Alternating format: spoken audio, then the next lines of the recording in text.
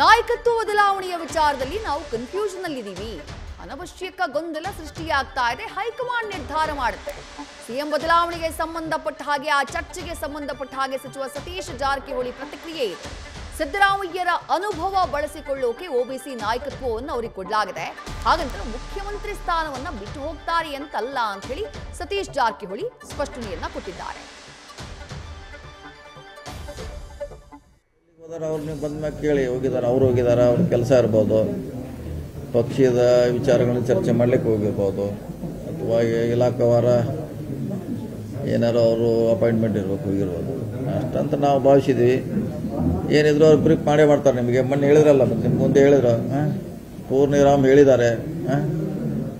ಈಗ ನಾವು ಅದಕ್ಕೆ ಕೇಳೋದು ಅವಶ್ಯಕತೆ ಇಲ್ಲ. ಹೆಚ್ಚಿಗೆ ಬರ್ತಾರೆ. ಮತ್ತೆ ಡೆಲ್ಲಿಯಿಂದ ಬಂದ್ಮೇಲೆ ನೀವು ಅವ್ರನ್ನೇ ಕೇಳಿದ್ರೆ ಒಳ್ಳೇದು. ಅದ್ರ ನೋಡಿ ಅವರೇ ಉತ್ತರ ಕೊಡಬೇಕು, ನಾವು ಕೊಡ್ಲಿಕ್ಕೆ ಆಗೋಲ್ಲ.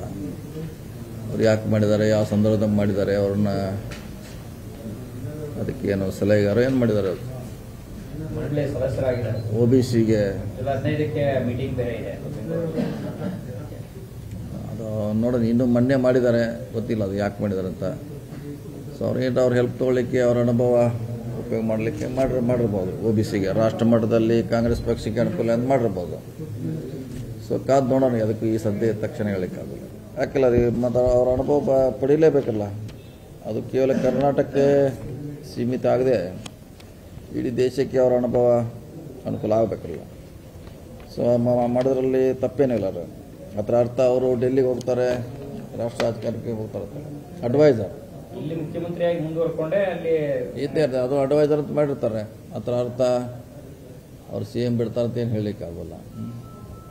ಸೊ ಅವ್ರು ಉಪಯೋಗ ತಗೊಳ್ಳಿಕ್ಕೆ ಹೈಕಮಾಂಡ್ ಏನು ನಿರ್ಧಾರ ಮಾಡಿರ್ಬೋದು.